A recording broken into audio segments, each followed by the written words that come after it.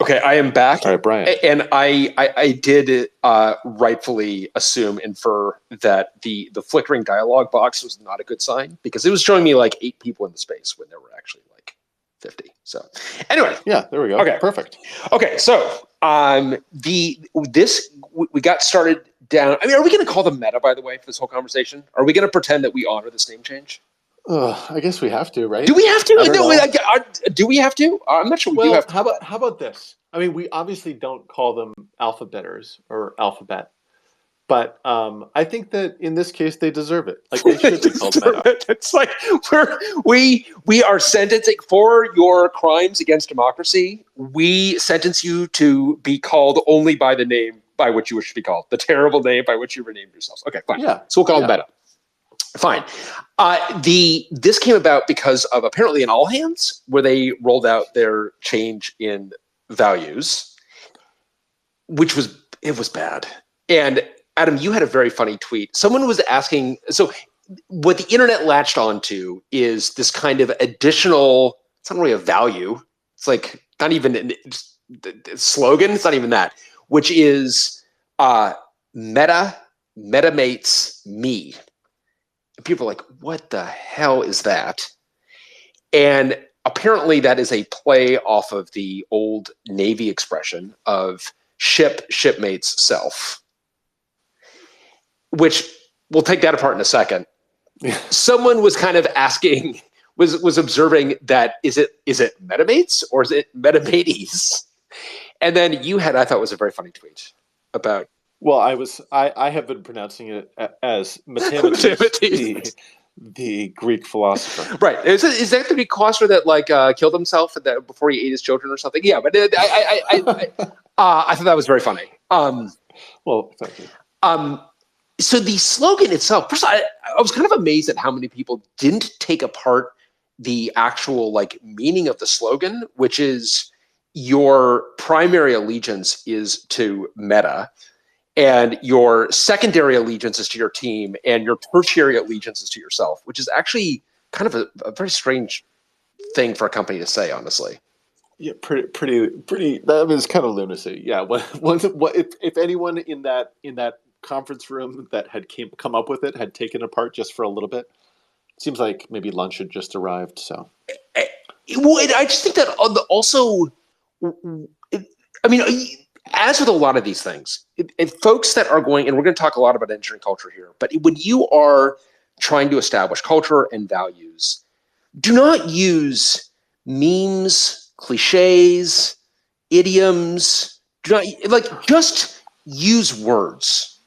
You know, like words that are not cute and to your point, like values are meant to endure, and memes almost certainly are not. So if you're lucky, people will remember it with an eye roll, and if you're unlucky, it'll just be with a what the right. fuck? And I think that and I also actually have the question of like, what are you after here? Are you after selflessness, for example? Is that what you're after with this thing?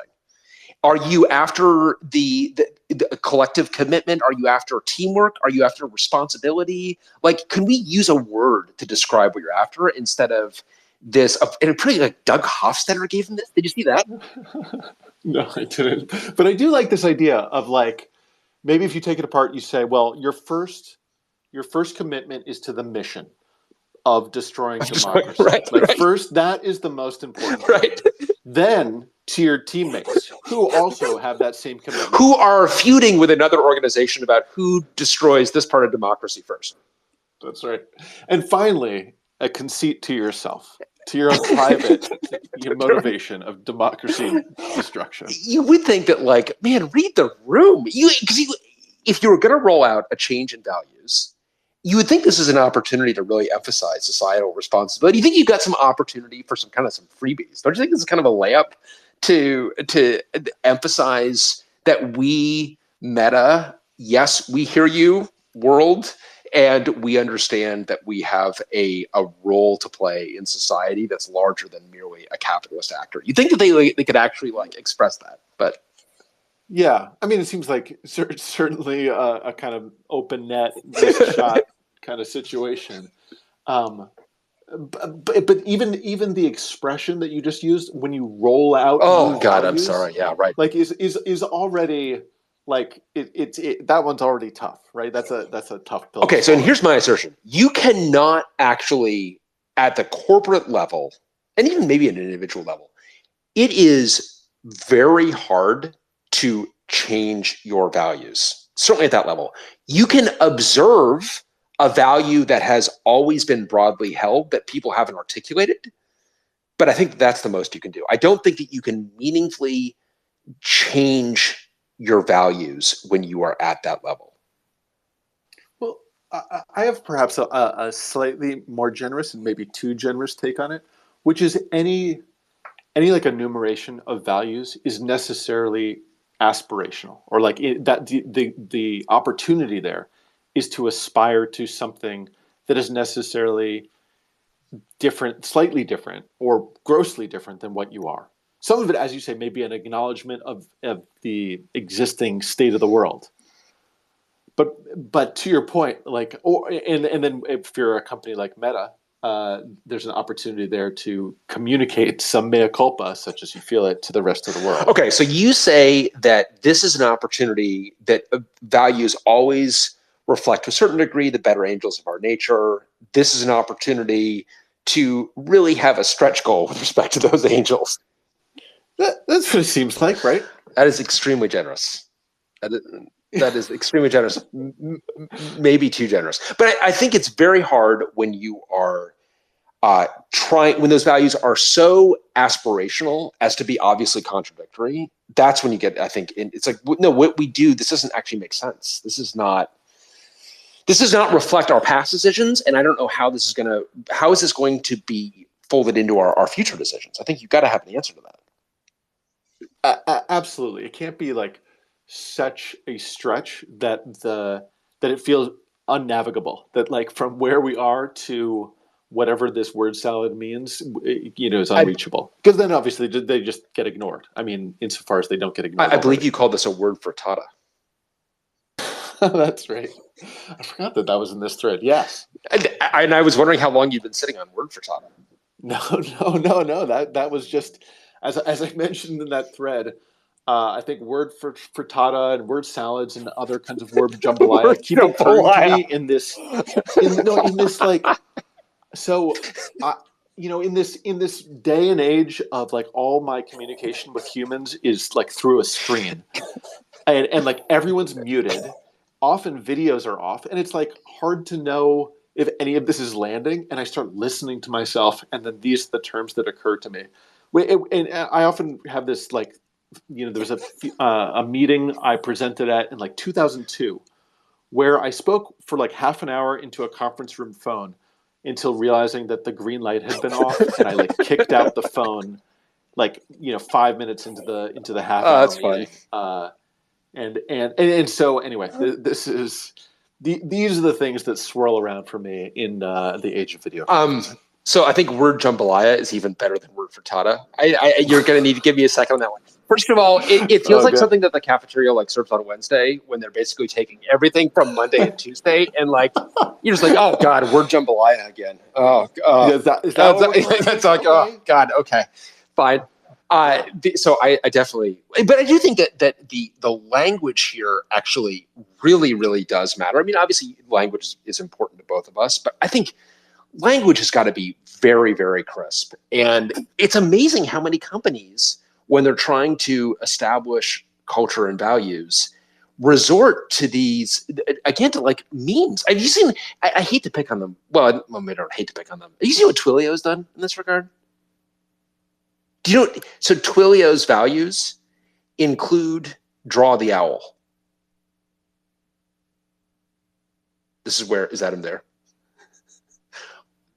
Sorry, I'm nodding in agreement as I'm muted. Okay, I was worried that I was having like you were trying to show me what it was like to present to a conference room. I feel like, yeah, there you go, giving you the real experience. No, I remember your screed about them. I was wondering if they had changed it, but I'm glad that they've stayed true to. They've stayed true to draw the owl as a value, which is a reference to. Yeah. I mean, I don't even know how. I would love to know how broadly people get that. I assume people broadly get that. I don't know. No, You don't think so? I mean, so I'm not. I am like not. I'm sort of like in the lower quartile of like getting memes, and maybe even that's generous. But like I had to Google it like every time this comes up, I have to Google it to remember what this is about.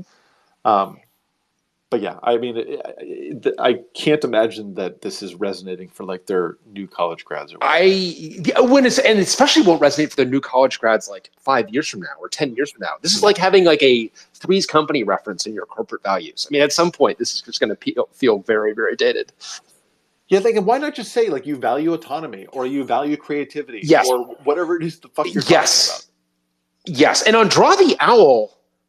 Well, okay, so what do you think that is with Draw the Owl? I think with Draw, yeah. So, go ahead. I think it is like a, feel free to show holistic ownership, right? That this is our, you understand the charter and the North Star, and like we leave it to you to go do what needs to be done for us to get there.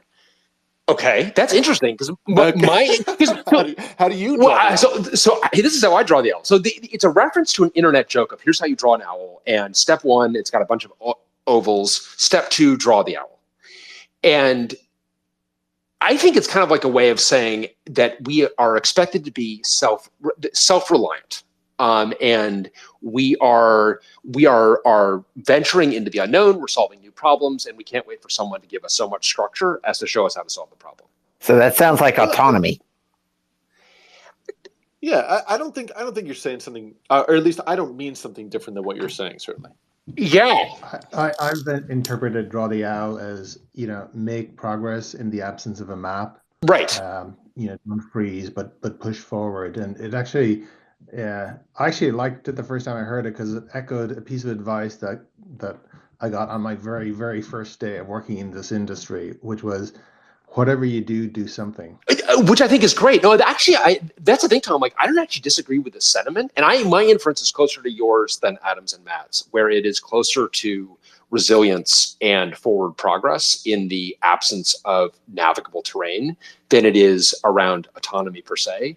But I don't know. I think what is although even that could be bad if the something that you do ends up in the case of Meta disrupting democracy. Sure. I mean, all these things can obviously be, but I don't think that particular ethos is necessarily wrong. I just think it's mislabeled, and I think it's like you want to be really clear about labeling these things, and especially when you are laying them down.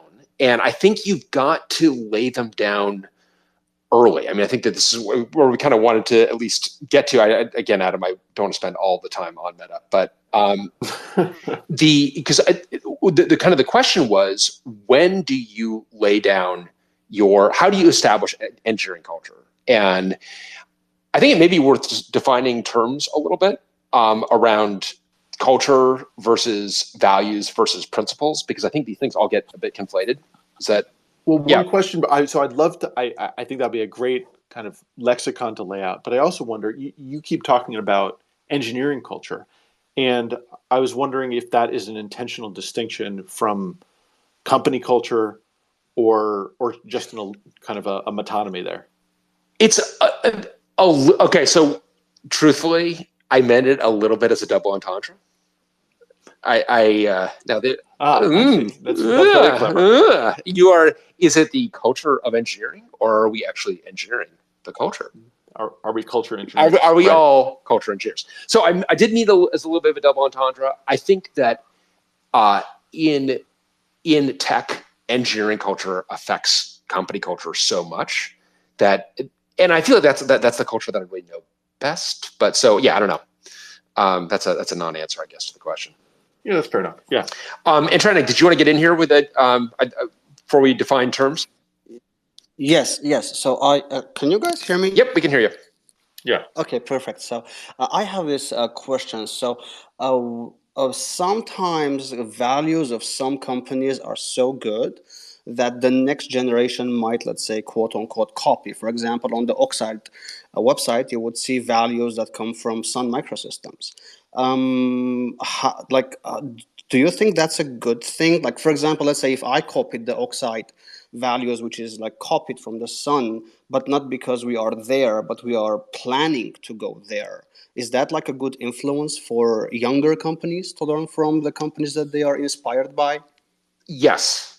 I mean, that's my kind of one word answer to that is there are the important thing about values is that they are true, not that they are unique or novel. And in fact, I think actually the drive to novelty is what kind of gets you to draw the owl when it's like you actually values are, we're talking about the oldest elements of getting along as people and doing things together. Like this stuff has been around for a long, long time.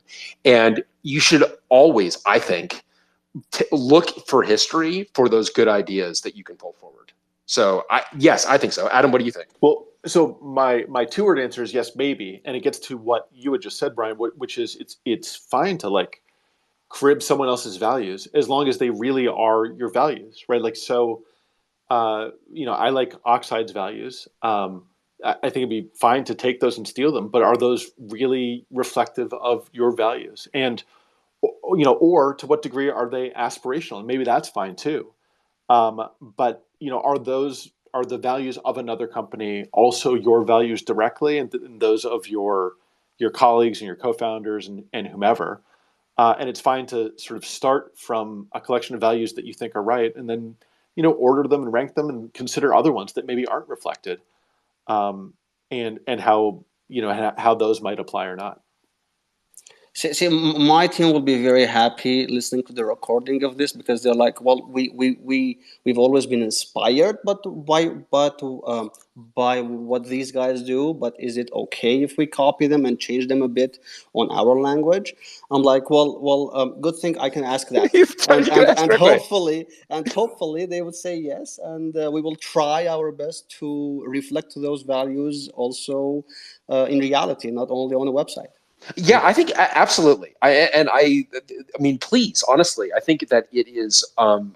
It's great to hear that those values resonate to the degree that, and just what Adam said, people should take them and as a template and modify them a bit. I mean, certainly we've done that. I mean, the Oxide's values come from lots of different sources, including actually Amazon. I give Amazon grief for the 14 leadership principles. But there's some really good ones in there. And honestly, like our thriftiness is, I admire Amazon. I got great admiration for Amazon's frugality. And Tom, I don't know, you probably have do you have a complicated relationship with Amazon's frugality? I know that most folks at Amazon are like, No, I mean, first of all, I was kind of the enforcer for a long time of the frugality when it comes to the technology footprint. So, it's kind of very fundamental, very much from the beginning, and it was about survival. Interesting. In the early days, and secondly, I'm all for the reuse of other values because, frankly, companies spend a lot of time thinking about and debating these. So if you're starting out, Anthony, with I think it's worth sort of looking at what Oxide and Twilio and Amazon and Stripe and so on have done with respect to trying to document their culture and values and seeing what you might be able to reuse, because a lot of thought has gone into that. I was going to Tom, go ahead. Someday after things go horribly wrong, your lawyers will be issuing DMCA takedowns of values. we should put those in a open source repo, because like we certainly have a big commitment to open source. What's your value license? That's right. Well, okay. So Tom, I'm glad you asked. So we're moving to a common core model. So for GPL values, exactly. This does not affect most companies that are using our values. Just I want you to know. You want support for those values? Then you've got to buy the proprietary license. Exactly. No, I mean, countries work that way too, right? I mean, when a new country is born, they take their constitution as a copy from another country that they have a history with or inspired by, and they continue building their constitution, for example, based on that. I think it not only comes to companies but also countries. It absolutely does, and certainly in America, the kind of the foundation principles in both the Constitution, but especially the Declaration, were borrowed from other countries, and kind of pulled together in, I think, a novel way, but certainly have inspired other countries as well. And this is good stuff, right? Like, we want to share. Humans should share the good stuff, and they should. This is definitely good stuff. Ian, I want to get your question. One more thing, Yes, Brian. Sorry to Tom, go interrupt, ahead. but Yeah. another consideration with respect to putting down and capturing your values, your culture, and your brand is that you really need to think about them as quick drying cement, and you have a limited time to like propagate across the company, even in your early days, that this is what they are. Yes. And if you don't do that, you maybe will end up being stuck with the wrong ones or stuck with none. Yes. And so, Tom, that's kind of what I wanted to ask you about, is because I know for us, we set the values in, clearly there had been like a lifetime of lived experience leading up to it, but it was basically 45 minutes. And I think if you are debating values, whatever you're debating is not a shared value, because it's already too late for whatever that value is. And not everyone needs to share all values, but that may not be a shared value. So, Tom, I'm very curious about that, because I don't know the history of the leadership principles. And just so I think I've said this to you before, my big problem with the leadership principles is not the principles per se, because I think they're by and large like pretty good. It's what they inspired in other companies, which is no fault of Amazon's. But when were those written down inside of Amazon? Was that pretty early? It wasn't that early, actually. It was about maybe I'd say 2000 or 2001 by Wow. Robin Andrulevich, who was leading HR at the time, in sort of and a lot of them were written down and talked about, but they weren't captured in one place until then. And she spent a bunch of time with a number of leaders within the company to really try and get to what did this mean for you, plus like what are some examples of it, like what does frugality really mean, what does customer obsession actually mean, and what are some examples of people going that kind of extra mile and so on. So it was kind of a journey. So at that point, obviously the company was like 6 years old, and I think that's leaving it very, very late. That's very, very late. Yeah, and, that is. I mentioned interesting. Like quick drying cement with respect to certain dimensions of company foundation being like values, culture, and brand.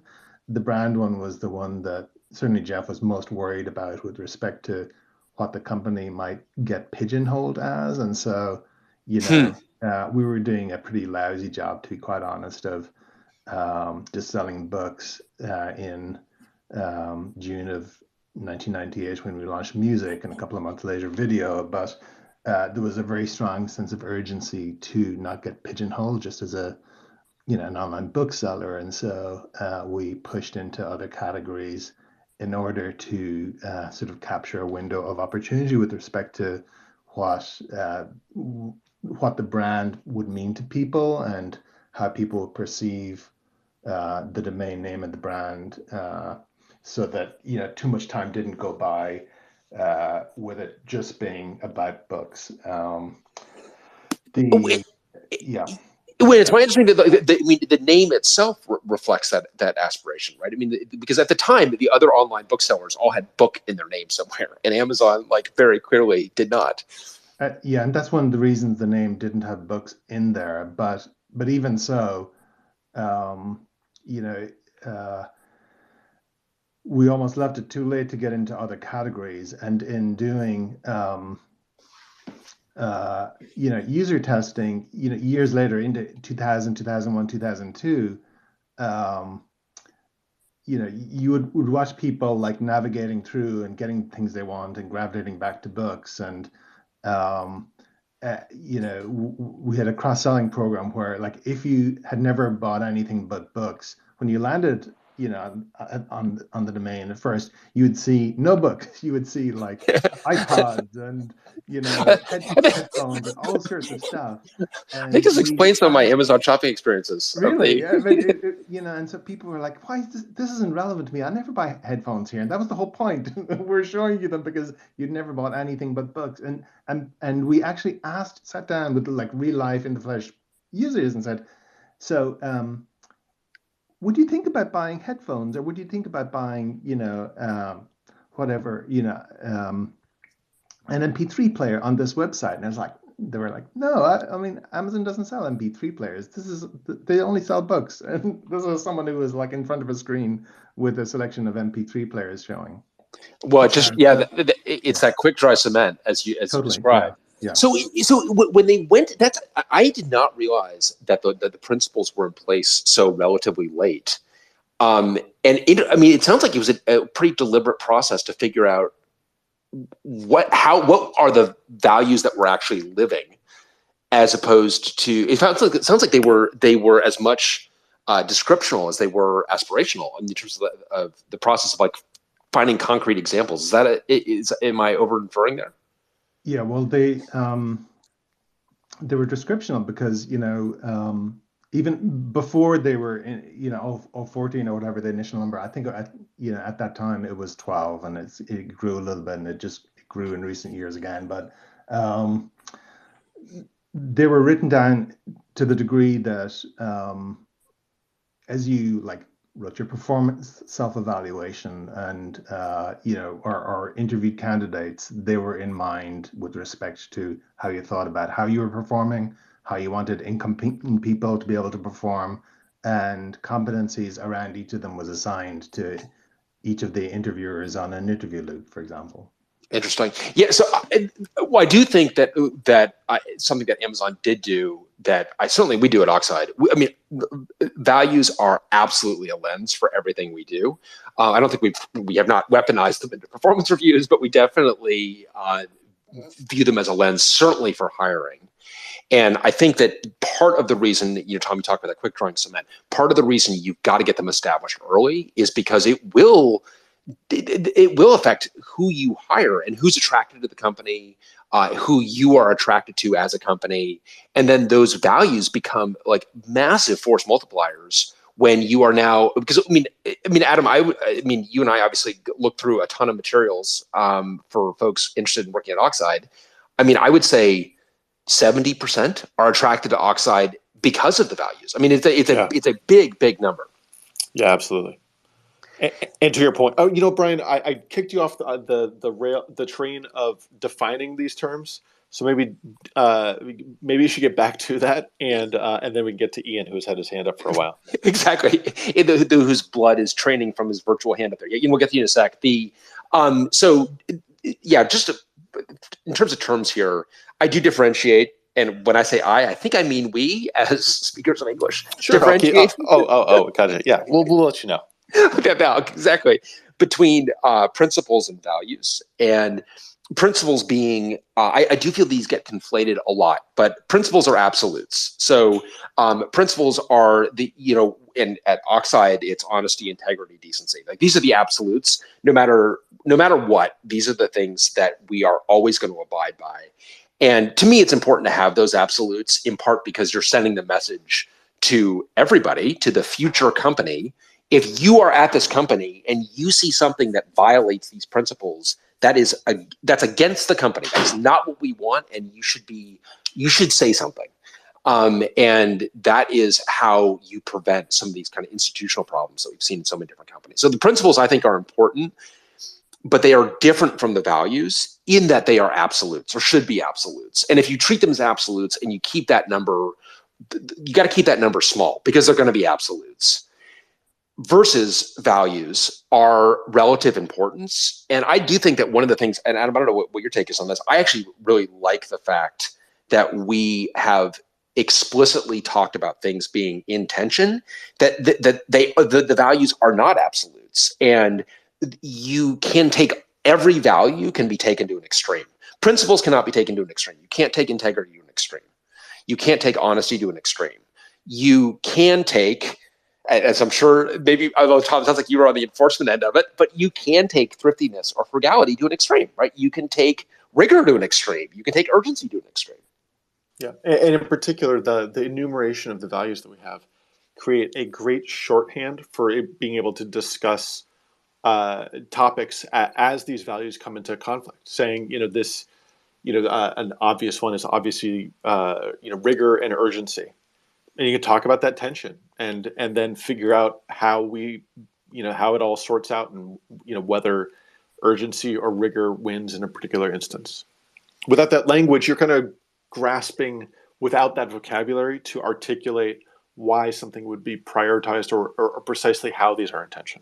Or why you are upset with someone that you broadly agree with.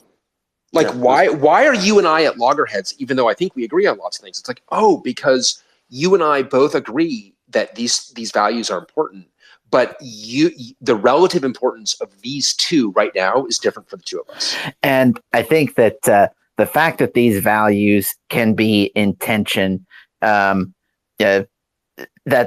a potential danger with just copying another company's values, because the values that are important for, say, a company like Oxide that's trying to solve a hard problem of integrated hardware and software rigor, for instance, might not be as important for a company that's trying to develop a web application, web application that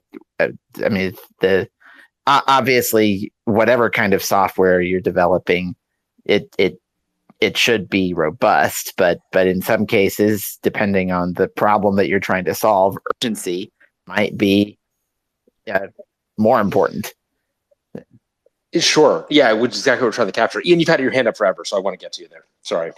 Yeah, no worries, mate. I going back earlier, someone mentioned the Constitution, and I think that it's kind of interesting that there is some parallels to the engineering world where, like, not everything can be captured in a company culture, and with the company values, there's something that lives above that, which is like engineering ethics, where there are, like, the IEEE and other organizations have a published guide for ethics that all engineers should be abiding by, regardless of what industry or company or whatever they're in. There is some documentation out there of how people should comport themselves in the world as a professional. That's a great point. And I would actually put in a quick plug for the ACM recently redid its code of ethics. Tom, I don't know, have you looked at the ACM's the redone ethics? Yes. Yeah. I thought they were quite good. Yeah, a vast improvement. And I think that, I can't speak for IEEE, but ACM's historical code of ethics didn't really understand what the word ethics means, I don't think. I mean, so like one of their things was like, it is the software engineer's responsibility to, always have complete design documentation. You're like, that's not is that an ethical transgression? This is ethical? It's like, Jesus Christ, I've been crooked my entire career. So they redid this completely. What was it, Tom? Maybe 2 years ago or something like that? Yeah, they're bad, I think. Yeah.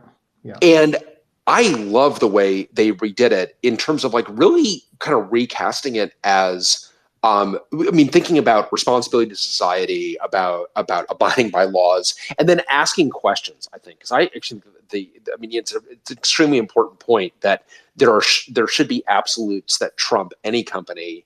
And if you feel that you are being asked to do something that is unethical, you should act on that.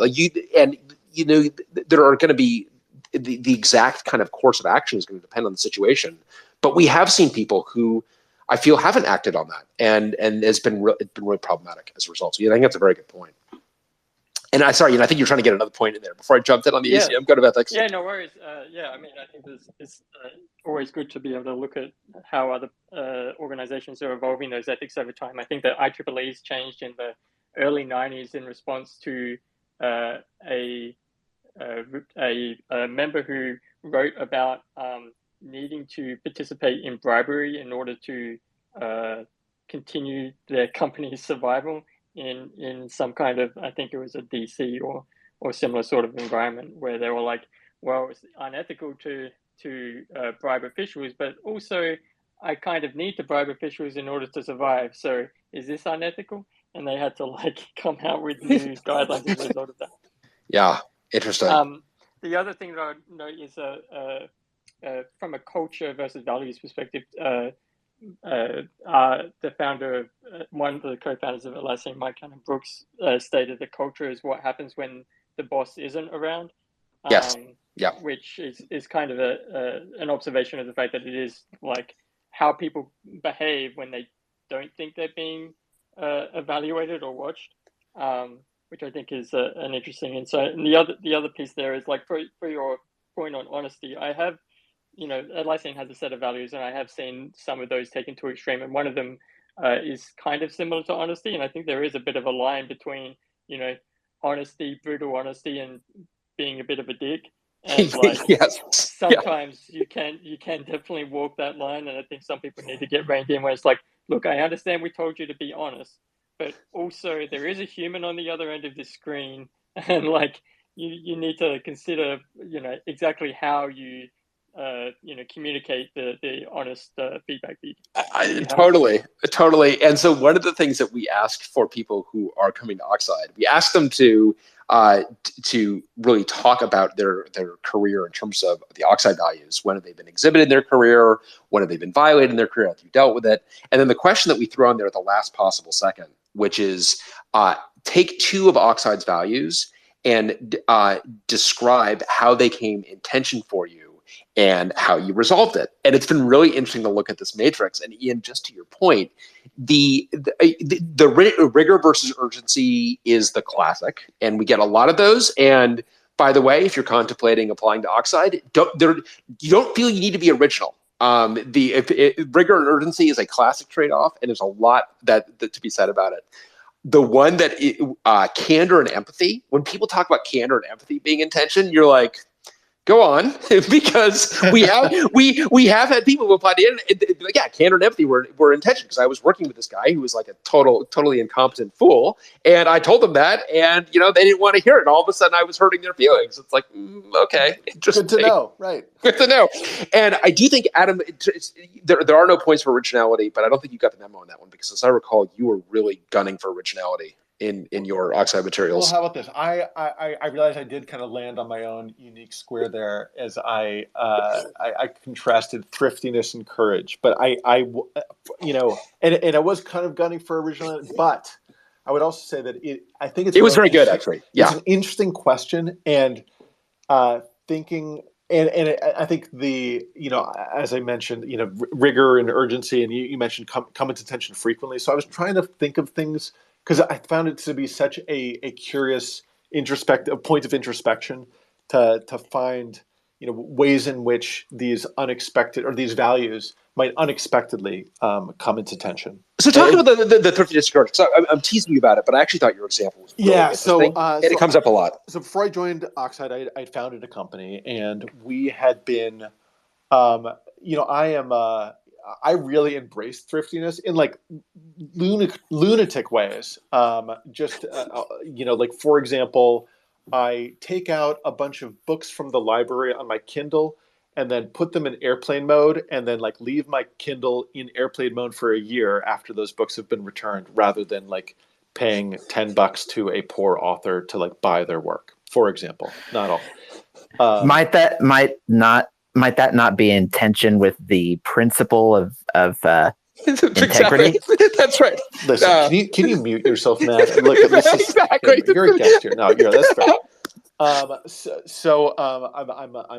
to a fault, I'm thrifty, and there was a time in the company when we really needed to ramp up not just like one person in marketing, but really a marketing team, and there was a moment where I just needed to bite the bullet and embrace and show some courage, and not dip a toe in the water, but actually make a significant enough investment where the experiment could be meaningful. So it was a real, these values were really in tension, and I was really wrestling over this, and we got the marketing team, and it was all, a happy story in the end, shall we say. That's right.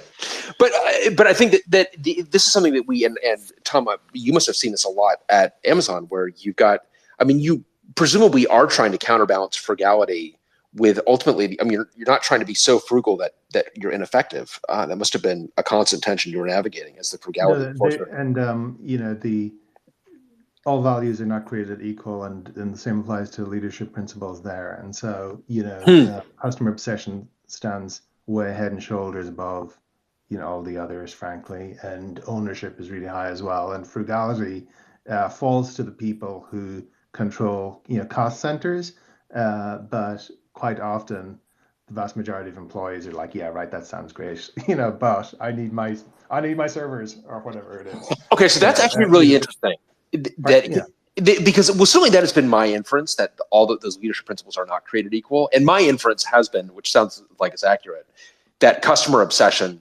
If Amazon has to choose between frugality and customer obsession, they will choose customer obsession. If they need to choose between really any of those values, I mean, it's part of the reason. Is that a fair read? Totally, yeah. And another thing to think about for value setting people in this space is that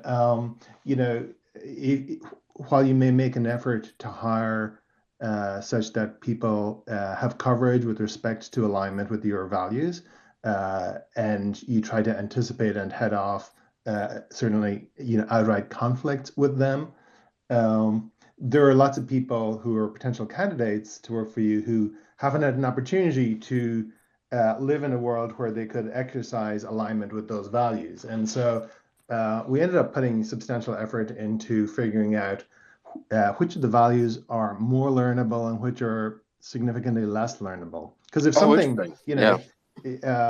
for example, you take Amazon, a natural place to go fishing for employees would be Microsoft, right? And you don't expect frugality from someone who works at a software company where there are 70% operating margins, but it turns out that frugality is eminently learnable once people see examples of it in action. And so in learning that, after a while, people get frugality and they understand it and can deal with the guardrails around it, then you don't need to actually pay a lot of attention to that. On the other hand, there are other things that are really difficult for people to learn. And so if you see some red flags on a loop with respect to them, you pay attention to them because you're going to get stuck. And ownership would be a key one, where if people don't take ownership, particularly for their mistakes or for the issues that their team has and results, and getting into closure on things, that actually tends to be behavior that is not readily fixable. That is really interesting. And so one thing that we certainly really lean on, that's been so far so good for us, but stay tuned when we're issuing DMCA takedowns for our values in Tom's dystopian future. But one thing that is working well for us so far is having folks write down the way they resonate with the values. I don't think Amazon, to the best of my knowledge, doesn't do that. But how do you assess some of these values in a conversation with a prospective hire? Like, how do you assess? Presumably, Amazon developed a rubric for it. Well, you spend all your time interviewing people, assessing people against the values, so you have to get them to present situations and talk through experiences through the lens of whichever couple or three leadership principles you happen to have assigned to you for that interview.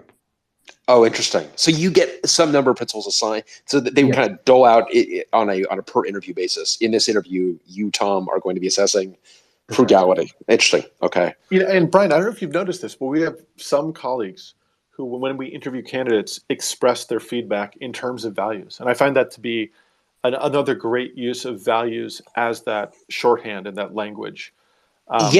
Rather than saying, I liked them or I didn't like them or I wasn't sure they'd work out here or whatever. It gives you something much more concrete to also then compare notes with other colleagues. It does. And I've been resisting the temptation to, I think, formalize any kind of scoring, because I really want to refrain from kind of weaponizing values. But I also definitely in my own head do when I'm looking at someone, I am looking at their different values. And Tom, I think what you said is interesting. It's true about like all values not being created equal. Because even when all values are important, different values will resonate with different people to different degrees. And I do think, because I don't really think we've thought about like which are these are more learnable than others. And because I do feel that, I mean, for example, to kind of phrase the ownership in Oxide values, teamwork and responsibility are both like existential for me. Like if I had someone who had great values elsewhere but did not exhibit teamwork and responsibility, I personally would have a hard time. I don't know. So you definitely got me thinking a lot about that. Simeon, you've had your hand up for a while. Sorry about that. Yeah, one of the sort of early influences on my thinking about culture in a bad way, unfortunately, was observing a process over multiple years where a company was a company or a board of a company recruited a turnaround CEO. And I mean, I guess you hire a turnaround CEO for different reasons, maybe financial or something like that. But then observing that a pretty significant change in the behavior of individuals in that company, and perhaps consequently, their performance as a company, and without necessarily a very large turnover of individuals within that company, and then that turnaround CEO leaving. That's brutal. And I'm done it's here. like right. So you know what I'm talking about. I'm talking about reversion to the mean of behaviors. Yeah. So in other words, there was an established culture. You tried to change it. Then you left. People went back to the way they used to be. And I think that has given me a mental model of, it's like folks have spoken about this idea of like quick drying concrete. My idea is, or my conception of company culture is, there is a rapidly declining degree to which you can control the culture within a company. Yep. Initially, you get to hire all the people. Maybe later on, you sit in on a bunch of interviews, and you have people you trust to hire, people with the right values. And then later on, there might be some kind of, you fit in or you leave kind of culture, which may act as a filter or that kind of thing. And eventually companies, probably get whoever. So yeah, I guess I'm feeling very jaded about the idea that company culture can be changed. I think it can only be established. It can only. I think you're right. I think you're broadly right. It can only be established. And so I joined. Sorry. Hold on, Matt. Because on that note, actually, before we go to you, I actually want to get, because on that note, Simeon, because obviously I grew up at Sun, and the Sun's culture was not really verbalized until it was eulogized, which was always very strange to me. That McNeely actually eulogized Sun's culture very concisely. Kick butt, have fun, didn't cheat, loved our customers, changed computing forever, which I loved, and which I can now say without tearing up. Did you ever tear up at that, Adam? I was like, there were years when I was like really going to break down when I said that. You're much more emotional than I am. I'm more of a true Xer. There you go. Oh God. Oh yeah. You're going true Xer on me. But Tom, I would love to know from your perspective, because you're there obviously incredibly early. It's the four of them plus I guess three people I'm unaware of than you, but like you are really, really early in the culture. How much were you reflecting that versus how much were you shaping that? Because honestly, like the more I've gotten to know you in the last couple of years, I've used Sun's culture as a very much a reflection of your ethos as well. And I've got to believe that as someone who was early, that you really helped shape it. I mean, can you talk to Sun's kind of early days from a culture perspective? Probably not really, because I'm enough on the spectrum to not be really aware of a lot of interpersonal culture things.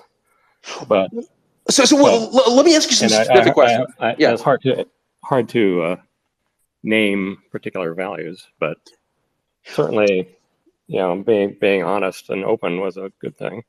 Well, so yeah, let me ask you about that in particular, because Sun was open at a time when systems broadly weren't.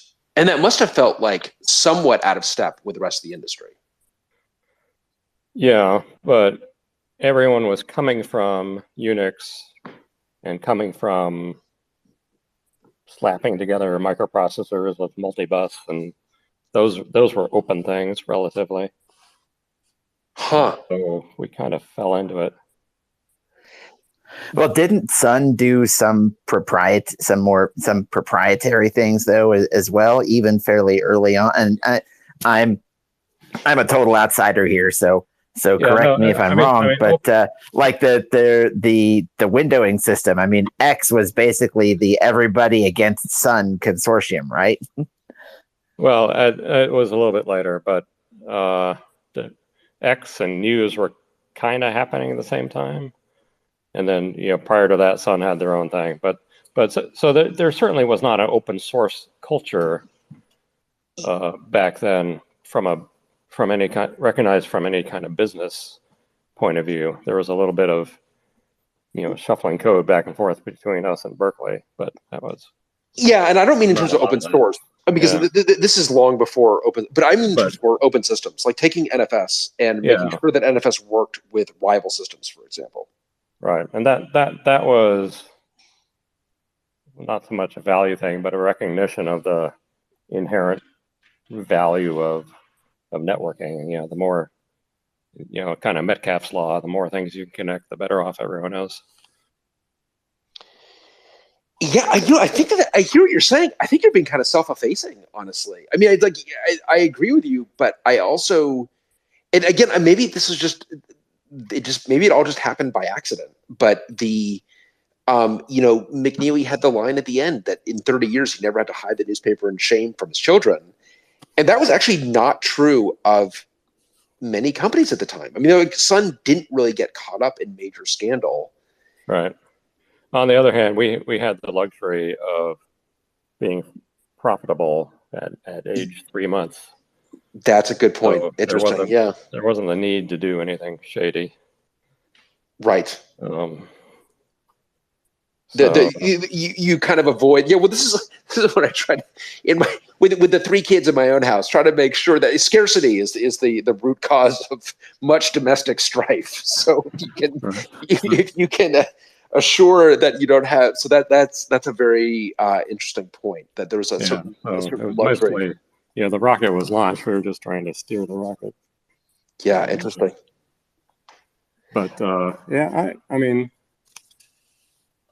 I think I certainly influenced the engineering culture, but how to quantify or doing that, I don't know how. Am I over my skis to say that there is a? I mean, Sun obviously thought of itself as very important with respect to Unix. Are Sun's values Unix values? Is that an overreach? Boy, I don't know. And then the problem with that, have I ever really been outside of the Unix culture to draw a comparison? I don't know. But there's a lot of standard stuff that Sun did where we assumed it was proprietary and would give us proprietary advantage. So it wasn't all. Oh, for sure. It just was never dirty.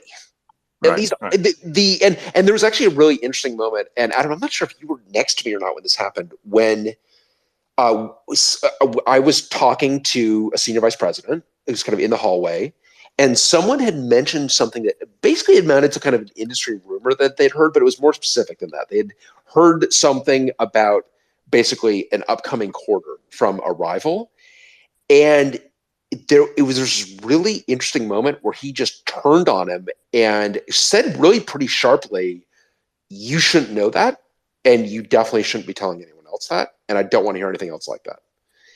And it kind of like everyone kind of was kind of took me aback at least, and I'm not sure exactly where it was. I mean, it definitely sent a message in terms of like the company again did not find itself in scandal in part because it didn't really tolerate folks that were cheating, or so it felt anyway. And Trenik, you got your hand up.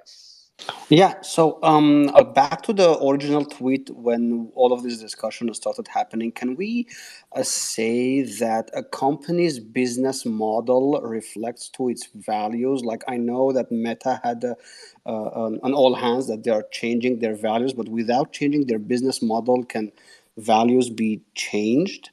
Because like if you change the words, but you're still doing the same thing as a company, that's what I'm trying to understand. Like your business model and your values are connected to each other. That's an interesting question.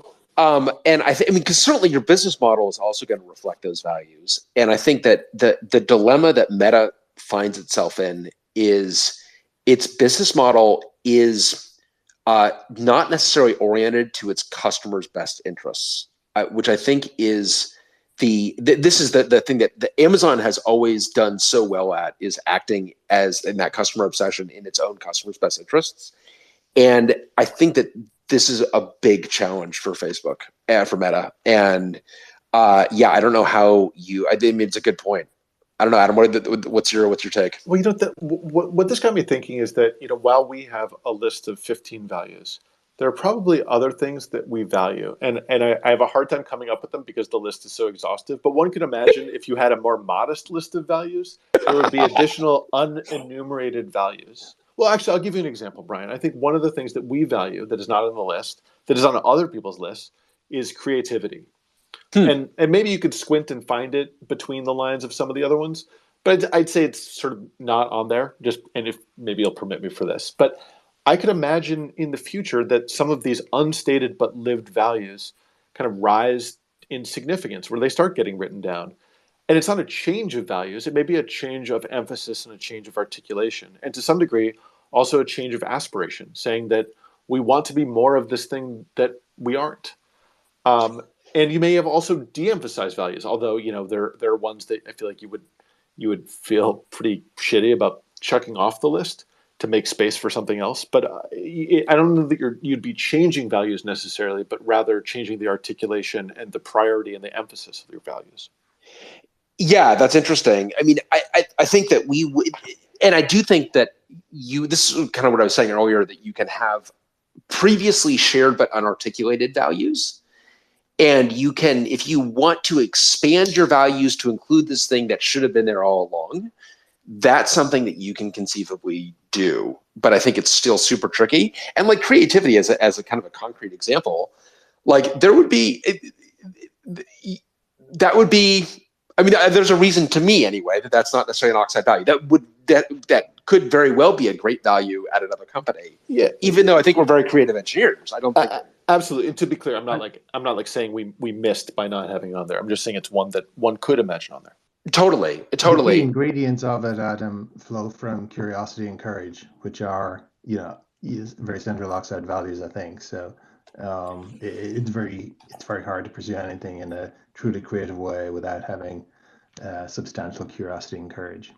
One thing I did want to ask Brian, while I've got the floor for a minute, is urgency as an oxide value. It feels like there's a little bit of backpedaling in how it's described. The little description ends with, urgency should not be conflated with pace. It is important to move deliberately rather than hastily. And it's like, wait a minute, how committed is this company to urgency? I'd love to hear a little bit about that. Yeah, no, that is very deliberate, and urgency is very deliberately designed to stay in tension, because we could ship a faster thing by making a bunch of different decisions that would be the wrong decisions for the long-term future. So I mean, we could rebadge a Dell box, be a lot faster, be a lot less work on a board, but that would be urgency trumping everything else. And to the point where we've got every reason to believe that would not be a successful product,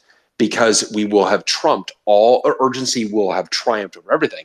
And indeed, I think part of the problem and part of the reason that we do the kind of, I don't view it as backpedaling. I view it as more kind of as qualifying that urgency. Part of the pickle that the industry is in is it is at every step, it is prioritized urgency over rigor. And now we have these systems that have accreted so much, and we're trying to deliberately blow through that.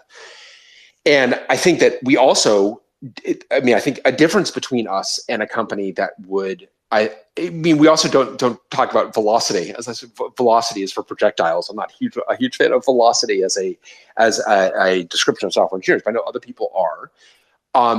I think that we make a mistake as a domain when we don't keep that in tension with these other attributes. And I think that that's what that's trying to express, is that this is not meant to be an absolute. And this does not mean that if something takes longer than something else, that the thing that takes longer is necessarily wrong. It's like, need more detail. Like, what are we talking about? What is it exactly? Is that, how's that for a non-answer, Tom?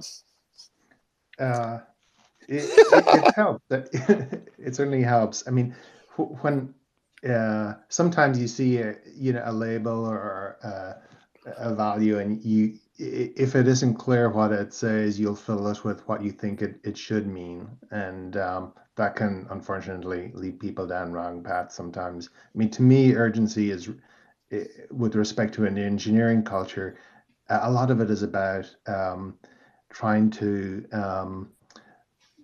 have an absence of gatekeeping, and also a commitment to not engage in over-analysis and overthinking, and having a willingness to make decisions, even if you have like 70% of the information. And if you waited like another 6 or 12 months, you'd get 100%, but it'd be too late. It really comes down to being decisive, including in ambiguous circumstances, because frankly, we're always making decisions with a moderate amount of ambiguity. Yeah, and this is actually something I love in the Amazon principles, is that I can't remember which principle it's tucked under, but that most decisions are reversible. And I mean, I don't know if because we didn't call that out explicitly, but it certainly has occurred to me many times over the, as we've been building this thing, about, is this reversible, what we're talking about? And if it is, let's enshrine getting a prototype here, and let's not succumb to analysis paralysis. Yeah, and that's in bias for action. Bias for action, that's bias for action. One-way door, yes. Two-way door concept. Yes. And bias for action, I trust that from Amazon. That's one of these that is a bit of a dangerous one, because I feel like bias for action was a gateway drug to Uber's Let Builders Build, which is where I feel like Uber took what I think is actually a somewhat nuanced value position from Amazon ethos, and they obliterated the nuance. And when I saw Let Builders Build, the thing that makes me nervous about that is where you have you've disembodied analysis, where analysis has now been subverted or subordinated. That gets me super, super nervous, because the biggest mistakes I've seen in my life have been when people were refusing to do analysis that they should have done. And that's where I get like so I like the bias for action as a way of expressing it. It's just that it's a bias for action. It is not action over analysis in all situations. Actually, I would love to get, I don't know if, I got to get Matt up here, see if Matt is going to, Matt's like, are you going to make me defend Uber's values? I'm not, Matt, but I think actually I asked Matt Randy, who was at Uber. I remember asking him at one point about like, how did you, like, these values look terrible? It's like, yeah, I just pretty much ignored them. They were pretty bad. Because Uber had 14 values mimicking Amazon's 14 values, 14 leadership principles, and they're just very, very cringy. But that's what happens to most values, right? That they mostly get ignored. I mean, either they get talked about and nurtured, and they actually are the language that you use for your culture and for communication, or they fall by the wayside. Yeah, I think that you're right. I think that they either become like everything or they become nothing. Is that a fair? Well, yeah. I mean, I'm in a very unextra moment to contrast with my earlier statement. I was doing a lot of like real estate tours for office space a bunch of years ago, and I came to one office and they had their values written on the wall, and my inner cynic was like, "Well, that's dumb." But then thinking about it more, it's like, well, maybe it's not so dumb. Like maybe there is an excessively earnest piece that I can never live up to myself. But the reason you write the values on the wall is so that people see them, is so that people read them. Or because you need ISO compliance. Right, there are two reasons. Right? So I worked at QNX, as you know, the operating system company in Canada, while they were doing some ISO certification and making the mistake of certifying the entire company as opposed to like merely its manufacturing or what have you.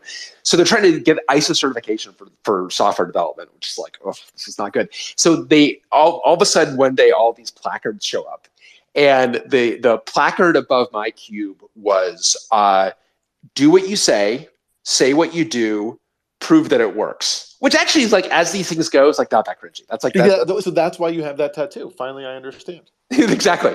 So I feel like that's not that cringy. But then the co-founder of the company walks by my cube, and this is like I'm kind of like losing some of my innocence here as I'm realizing that you can be the co-founder of a company and have actually no idea what's going on in your own company. So I have assumed that like, oh, you're the CEO. Like these things are up because you have ordered them up. But he's looking at the placard. He's as surprised as I am, and he's reading. He's like, do what you say what you do, prove that it works. Whatever happened to do what you want, say what you feel like, and blame someone else?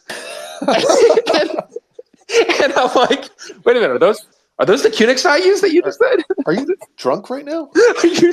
I love Dan. It's Dan Dodge. I love Dan. Dan Dodge, Gord Bell were the founders of QNX, and they were terrific, great engineers. At a company I was at, we went through a big process of inferring values. This is a company I joined where they had a bunch of like almost Jack Handyisms written on printed laminated posters that I just sort of chose to ignore just because that was the only reasonable approach. Do we have a millennial with whom we could do a Jack Handyism check? Are you allowed to make that reference? Oh, I don't know. That's a good question. I don't think so. I think I don't see any emoji response. Exactly. So no pulse. Exactly. Jack Handy. There's a bit on Saturday Night Live for what felt to us like our entire childhood, but I'm sure in retrospect was like 3 months in 1985 of deep thoughts by Jack Handy. So they would have, and Adam, you must have before you get into the Jack Handyisms that you had at your employer, you must have some favorite deep thoughts. I don't actually. I don't put me on the spot. Oh my God. Okay. Well, then can I give you my favorite deep thoughts? Please, Brian, do you have any deep thoughts that are your favorite? Oh my God. And they would always do these before going to commercial, and they were always, Saturday Night Live is obviously hit and miss, but it's always had its best when it's not laughing at its own jokes, which it did not. And so they had, deep thoughts by Jack Handy. If trees could scream, would we still cut them down? I bet we would if they screamed all the time and for no good reason. Which, to my 14-year-old brain, was just like absolutely hilarious. So the Jack Handyisms around the office were a little more on point than that, but like only a little bit. So you ignored them, and then we went through some navel-gazing exercise about values, and then true to form, the CEO kind of took that draft and deleted it. And came up with the values of and printed on major posters, unveiled at an all hands: candor, creativity, and sharp and fast. And so, to which our CMO was like, "Are you saying sharp and fast?" And he said, "No, sharpen, EN." Fast. And sharpen fast. Like I have this knife and I need it to get sharpened right now. And I think the CMO just like sort of like Lucille Bluth was like, I don't understand what you're saying and I choose not to ask any follow-up. Oh, so, you given that we only have 3 of these, in the spirit of candor, may I offer you, in the spirit of this new value of candor, may I offer you my thoughts on sharpen fast? Candor really only went in one direction, just to be really clear. But then we did what people do with the things written on the wall like that, which is we mostly ignored them. Ignore them. Yeah, I mean, what else are you going to do? We'll make fun of them. I mean, you can. Pardon me. I mean, in terms of our day to day, we ignored them. In terms of like lunchtime and happy hour, absolutely. I also just like sharp and fast. I kind of like the idea that it's like Toys R Us and like sharp N apostrophe fast. Yeah, this is where I was the CTO and our former colleague was the VP of engineering, and we sort of went back and figured out how we were going to explain to the engineering team that they could ignore this.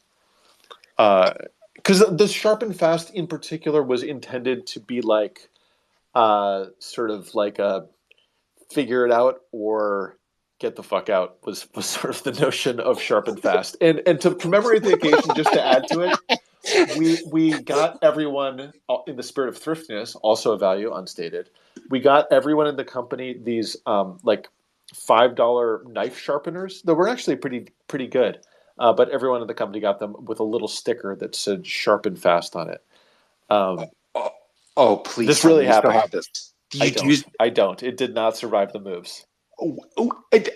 How? What? Because I had some complicated feelings about my former employer and didn't like keep every little piece of trash that they gave me. Yes. Can you give? I will take that trash. You know I'll take that trash. Okay. Well, I know that there are 500 of them out there, so I'm sure we can find one for you. I wouldn't want to be that CEO with 500 engineers with sharp knives. No. Well, we later on. No, I mean this is like also no joke. For my 5-year anniversary of the company, they did give me a knife, but because there was a plan to oust me, they didn't actually give it to me. A colleague smuggled it out after I left the company. Judas, is that you? Yeah, exactly. This is also true.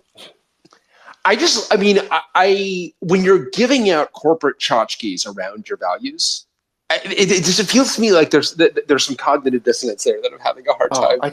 You know what? I gotta get off this, but the other tchotchke I have, no joke, is a baseball bat with my name on it. Like there's sort of a mob affect to these gifts. I realize. A baseball bat with your name, like Untouchable style, like Al Capone. Yeah. Everyone loves baseball, right? Everyone loves baseball. Team. Yeah. Also a reference that we can make. I have some weird. Yeah, but the brass knuckles are more portable. Yeah, exactly. That was for the 10 year of service. I didn't make it there. Yeah, that's very strange. That is very so. Adam, you're describing being in an org and as an engineering leader when you've got these values being rolled out. You're effectively telling your org, like, look, just get back to work and just try to just try to stop thinking about these. And we had like our own collection of articulated values that were much more pedestrian, like sort of like aspects of engineering kinds of values that were written down, that were things that we interviewed for and were things we discussed. But we tried to maintain a more sane or sensible engineering subculture. Yeah. And but it's not written down, I would assume. I mean, written down not as subversive, but written down of like, yes and. Right. Interesting. I mean, I certainly feel like before, at Sun, again, I feel like it was a eulogy as opposed to when it really should have been much more guiding than that. And definitely at Joint, we didn't have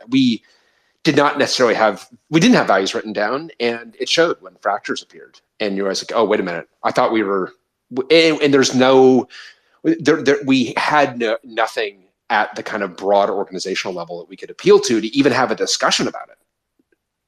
I mean, at least with sharp and fast. It's a 2-for-1 value. It is a 2-for-1 value. Oh my God. Yeah, I just cannot get past sharp and fast. And then like someone's like, and then we give out knife sharpeners. And someone is like, no. Like, that's a terrible idea. Stop doing that. That's a so one I would just get on just the engineering values a little bit before we wrap up here. How do you shift? And we've talked a lot about kind of like values at the organizational level. When those kind of like at the more mundane level, of like how engineering is actually done. I mean, the culture of an organization is going to hopefully reflect those values, but how do you kind of affect change at that level? And I think going back to Adam, kind of the first question that we got here, like what are the important things to get set early? What's your answer to that? Well, at that same company, I had the experience of walking into an engineering culture that was very different than what I knew and what we knew at Sun and the Kernel Group and Fishworks. And it was kind of a shock to me, like in a naive way, that everyone didn't operate in the same way. This is like in the days before Twitter. And so like we weren't chattering about this kind of thing externally. Yes. Yeah, so this was shock to me too. Yeah, I didn't have this awareness. I was like, everyone like at this company, like everyone just ate lunch at their desks by themselves, for example. And that was very strange to me. And it still is very strange to me. But and there were a bunch of weird things that happened. Like people checking in code as root without code review and being unable to run tests and things like that. And it seems like, in my experience, it was like a lot of really hard, uncomfortable conversations to start that discussion about, what we are and what we could be and everyone's view on, how we want to get there. And in my experience, there was this dissensus on values. And as things changed, things had ossified in a particular way where some people were happy, some people weren't. And as you changed, a bunch of people left because even the unstated values had shifted in ways that were uncomfortable to them or, that unfamiliar to them. What was your experience in this? Because I'm sure you went through a bit of this. I went through a lot of it. Same thing. Similar kind of thing. I thought everybody did it this way. Oh, wait a minute. Okay. Not everyone does it this way. And I didn't. I obviously wish I had, but I'm older and wiser now, and it definitely reflects kind of how we've done things at Oxide. I wish I had taken a moment and written down what I felt our values needed to be, so I could use them as a rubric to get people to actually self-select out a little bit more. I think I kept people around, and then not that like I don't think I would have terminated anyone over a values disagreement, but I think people might have. There are some people for whom there was a clear values clash where I represented a very different way of doing things from an engineering perspective, from a code review perspective, from a testing perspective, and from a rigor perspective, honestly. And if I'd been more explicit about that, I think that more people would have self-selected out a little bit faster. We ended up effectively affecting a cultural change in the company with how we hired. And I mean, a bunch of and I think you guys did the same thing at Delphix, where you kind of like, you and I were kind of the first people respectively of our kind of engineering culture, but then we both hired a bunch of our former colleagues at Delphix and at Joint respectively. And I think really changed those engineering cultures. That's right. Well, one thing I would just mention to folks listening, that Brian went to Joint as VP of Engineering. At Delphix, I later was CTO, but I was hired as an individual contributor. So I don't, I regret not writing down values, but I would have never shared them because right. from your, or rather published them, because like from your vantage point at VP of Eng, it was totally within your purview to say, hey, these are our values. Like this is the engineering culture that I'm building. Whereas if I had done that, it would have been even harder, and it would have looked even more out of step with the team that I was trying to both build rapport with as like the first new person who had joined in a year, but also trying to affect this change. Totally. I'm not sure that, honestly, I mean, it's true that I had a title that may have empowered me a little bit. I don't know that it would have been successful, honestly. Yeah, that's fair. You're right. If you're making that kind of like fiat, that's going to be, people are going to have an allergic reaction to that as well. Well, and I didn't have supportive people that I worked for, because what I didn't realize until I kind of came to the company, I'm like, oh, wait a minute. Like I don't agree with the founders here on a lot of very kind of fundamental things. And it would be years fast forward before we would, get both founders would ultimately leave the company, and where we would ultimately shape the values much more strongly, but still implicitly, I think was part of the problem, that we were just not explicit about it. And, this was honestly, I really saw this when I left it up to individual kind of teams to figure out how they wanted to do code review. And what I began to realize is that like actually there were folks that were not doing code review that desperately needed to be doing code review. And I had not been sufficiently, autocratic, for lack of a better word. I'd not been sufficiently structured. I had left it too much up to people's own judgment. And we were, when you have a production problem and you're looking at code that induced a production problem, and you're realizing nobody has looked at this. Literally nobody has looked at this. Like this would not pass the most basic form of code review, because just the act of putting this code in front of someone else would cause it to not have this particular, bugs that are that glaring. And you realize we have got to shift the culture here. And super mixed results, I do think that your greatest tool when you're shifting the culture are the people you haven't yet hired. And you've got an opportunity if you're in a growing organization. This goes back to Tom's point about, a luxury at Sun was that Sun was growing. When you are in a growing organization, this was hit home to me when Adam, you and I are both in this CTO group in San Francisco, which is a really interesting group of folks. And someone who's in a very fast growing company there said, if you're going to double your engineering team in the next year, half your engineering team's not here yet. So you get to decide what that half of the engineering team believes. And that was a point that really hit home for me and kind of changed the way I think I was kind of in the back seat with respect to hiring, even though I viewed hiring as important. I didn't view hiring as sculpting the future as much as I definitely do now. Yeah, for what it's worth, at Delphix, they saw that. And I think that there was buy-in there was a feeling, even though it was abstract, from the VP of Eng and from the CEO, that there was something about the engineering culture that was insufficient, and they wanted to. So there was abstract buy-in to make changes. Well, and I think so. This gets to another point of like when at moments values can change are moments of crisis, right? Where you have like when you've got total buy-in that the way we're doing it is not working, and I don't think Amazon ever had to hit. Amazon had. Although I know those early years were a real struggle, I don't know that Amazon ever kind of hit a moment where it's like, okay, we need to totally change tack because this current direction as a company is just not working.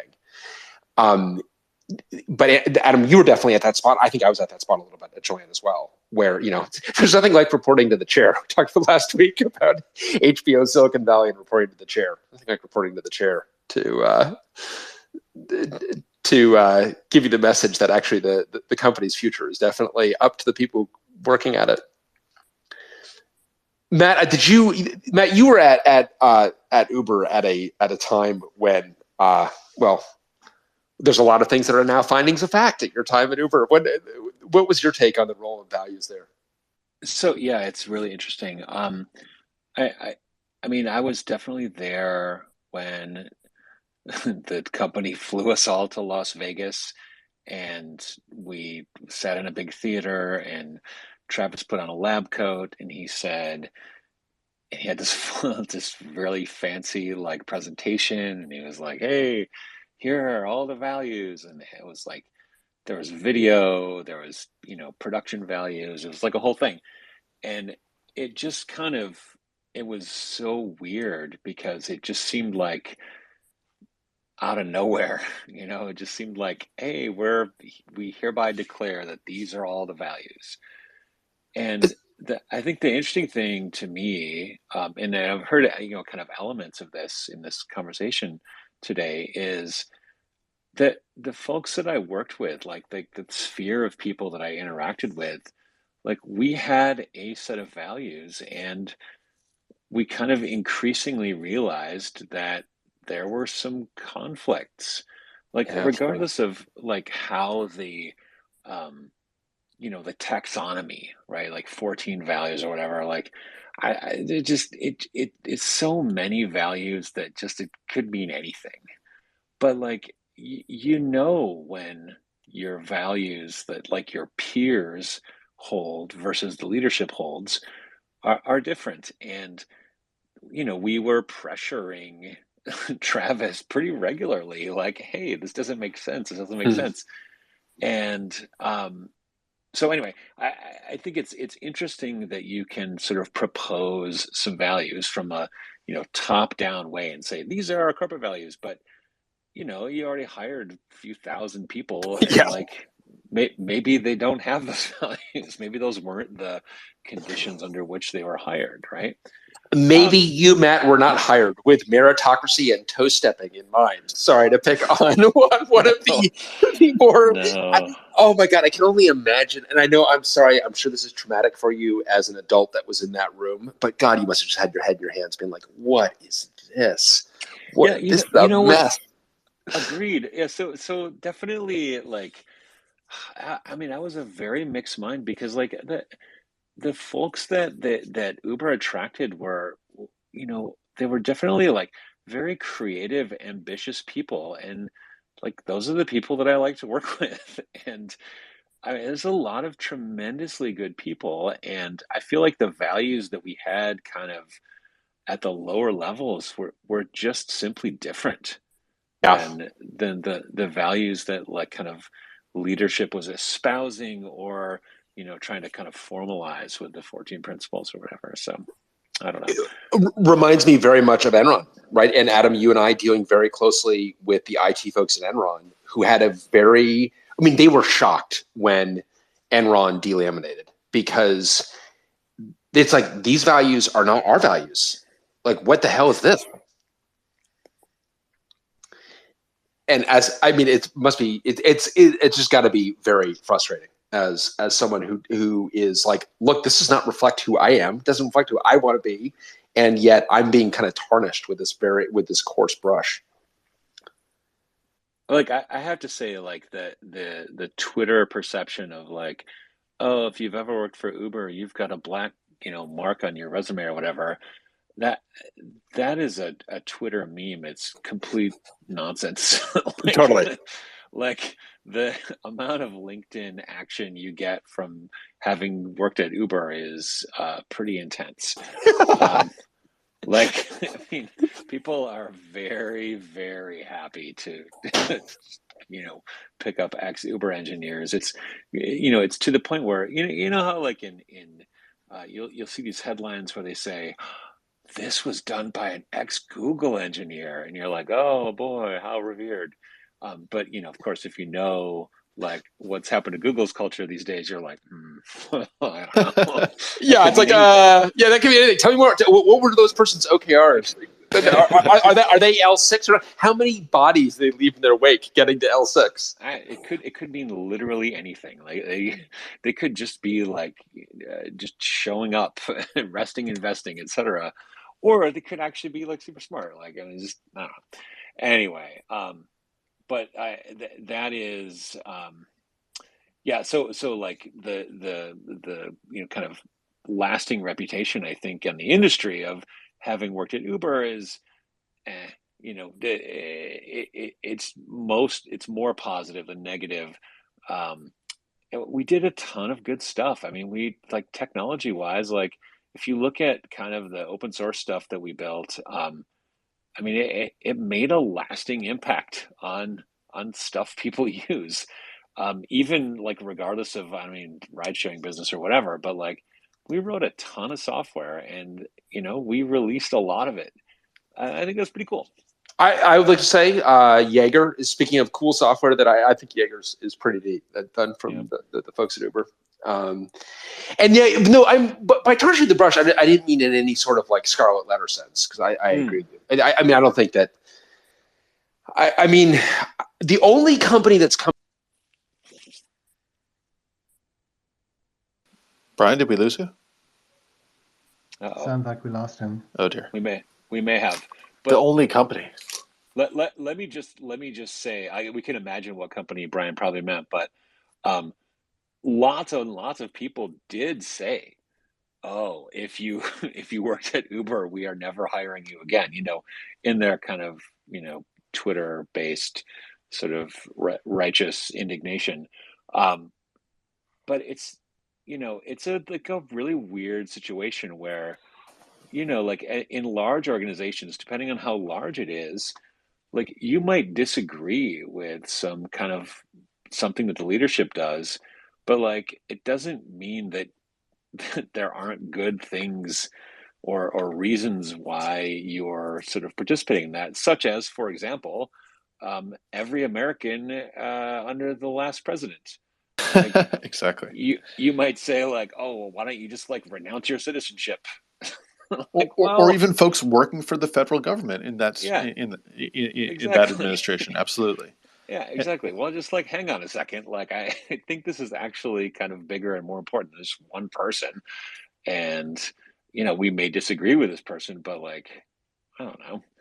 Like this is kind of a big deal.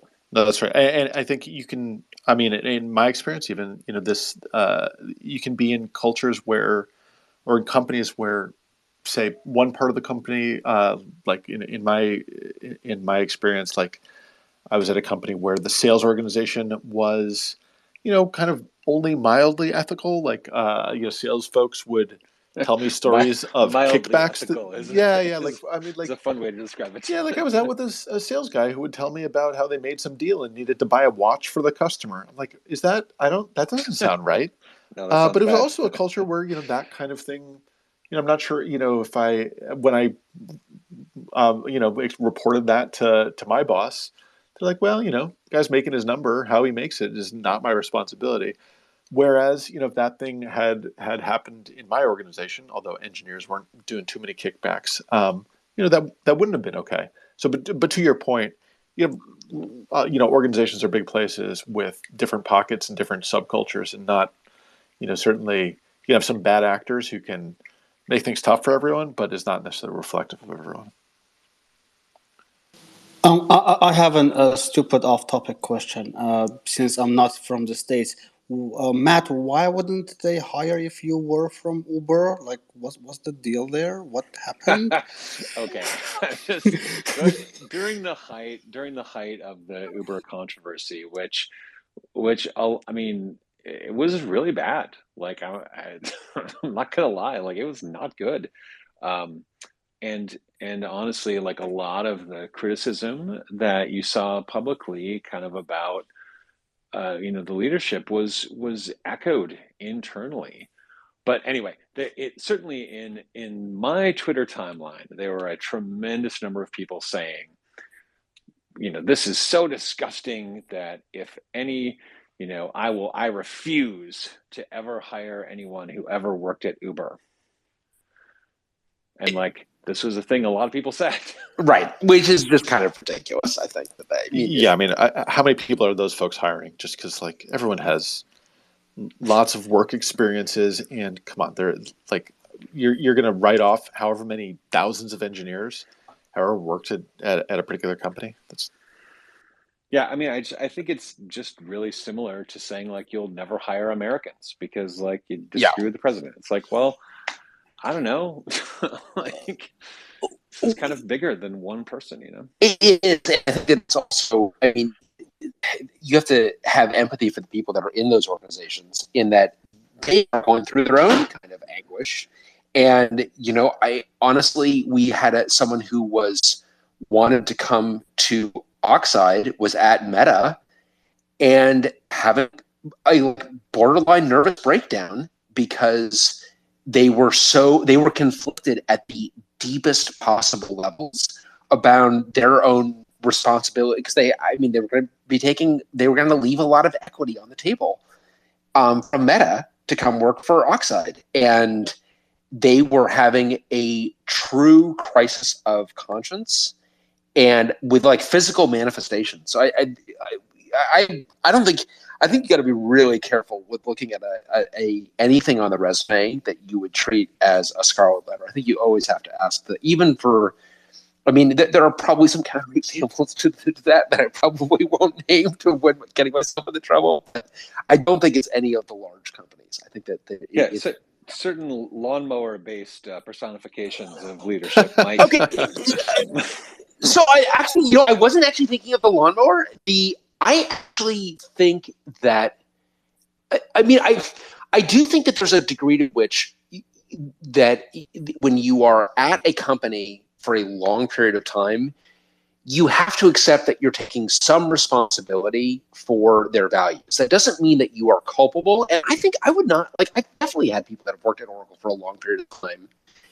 And later, so I think it's okay, but it's got to be something you got to be willing to talk about. I think with Uber, the whole thing was so fast. I mean, Jesus, it was Enron. Right? I mean, Enron, you definitely can't blame anyone for working at Enron because the thing came unglued so quickly.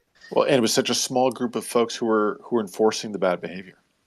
Yeah, and I think at Enron, the folks that we know at Enron would tell you the cultural problem at Enron is that nobody questioned results. That it was 100% financial results oriented, and if you delivered financial results, people didn't want to ask the follow-up questions of how you've done it. And that's a cultural problem. I mean, on one hand, that's a very acute cultural problem. On the other hand, that doesn't paint everyone with the same brush. It means you're definitely going to have groups of folks that are going to have their own subcultures within it. And yeah, I don't know if there are, at this point, there are companies that are certainly, it will be, and I'm getting a text message. Oh, there we go. I'm sorry, my audio is getting cut out. Sorry, I thought that sorry about that. I actually thought that text message came from Twitter. That's really embarrassing that I guess we are past the singularity. Well, Adam, I know we wanted it to be respectful of the rest of everyone's evening. I'm sorry that my phone was rebooting for a while. No problem. But Aaron just joined us. Aaron, any last kind of parting shots for us? I was just going to bring up the Lights Out book by GE and how, is when you're getting results, it doesn't matter where it's coming from. And that's kind of a very Jack Welchian thing as well, that if you made your quarter and you hit your numbers, that nobody really looked too deep. So. Yeah, and I'm actually reading Lights Out right now. Definitely recommend it. We've got the blessing of having a bunch of ex-GE colleagues, Aaron among them, who recommended this book. Have you read Lights Out, Adam? No, I haven't. We're going to have everyone in town next week, and so I'm actually reading it. Aaron, I'm trying to get it read, but I know you're not going to give me a Jack Welch pop quiz, but I just want to let you know that I'll be ready for it. It is very revealing in terms of it is the danger of being, and I just think it shows you that these things are intentional. You can be overly results driven. Being results driven is great, but you can be results driven to a fault when you take it to this extreme whereby you're not actually asking any kind of follow-up.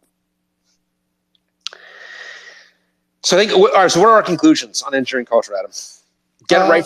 Get it right first, but I think it's not a lost cause if you don't. I think, or maybe that's my overly hopeful view, but it's incremental, and word for tatas and jambalaya won't cause any shift in culture. Word jambalayas won't cause any shift in culture. The right time to plant the tree was 20 years ago. The second best time is today, unless you need to chop the tree down with your sharpen fast. That's right. You can use that to sharpen your axe. And I also do think that, like, when it comes to values, you got to figure out how much you are going to change the organization you're in and how much you're going to go to a different organization, a different company that better reflects those values. And it should be said, Matt, you are no longer at Uber. And, who knows to what degree I don't know to what degree the values played a role in that, but, you should find organizations that fit your values, that you can help shape, but that you're not having to fight all hands where you're talking about Metamates. Metamates. Certainly that did play a role, but when Dara came on, I feel like that was a pretty substantial shift in kind of everything. But it's interesting. You're talking about, like, can you sort of retroactively apply values? Like, he inherited this kind of gigantic machine and was like, okay, well, some of these values are bad.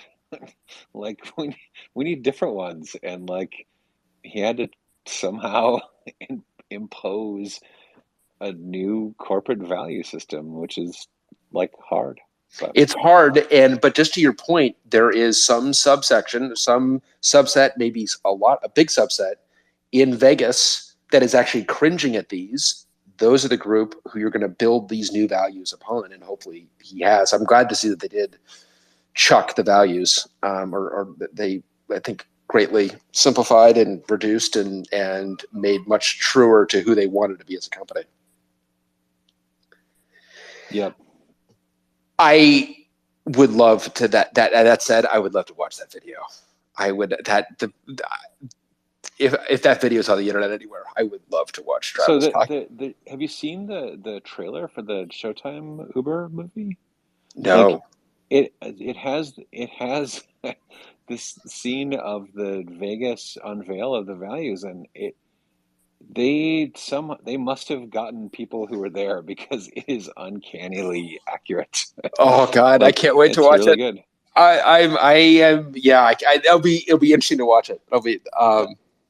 Let me just throw in one, like, really, sort of fun, complicating factor, which is, it is, for a lot of folks, it can be very hard to sort of weight the values that they personally have in their lives when all of a sudden they're getting paid a lot of money. Yeah. And I think you see this with, like, crypto and NFTs.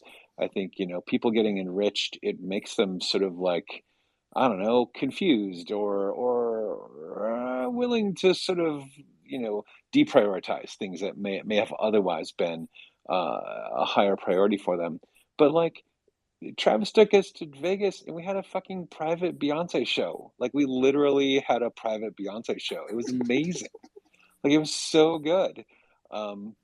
Nobody knew about it. They hid it from the press, and, like, to this day, I think it's really hard to find out about the fact that, like, Beyonce did an Uber show. And I mean, that's, like, super cool. And also, like, a bunch of people finally were able to buy houses in the Bay Area. And this is, like, it's hard when you're in that environment to sort of think, I think, get the full perspective of, like, well, how important are these values to me? Because, like, I can't afford to live here, but now I can, and isn't that great? Yeah, no, it's not easy, and certainly you got to have a lot. Again, you got to have a lot of empathy for people that are in that position. But that said, my counter to that would be, I know it's true for me. It's true for, I think, a lot of people.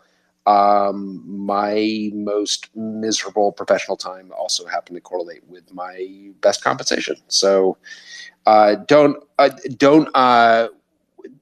When you are sacrificing your own happiness and certainly your own kind of moral compass, moral core for compensation, it's important to figure out, like, what's really important to you. And you know, for sure.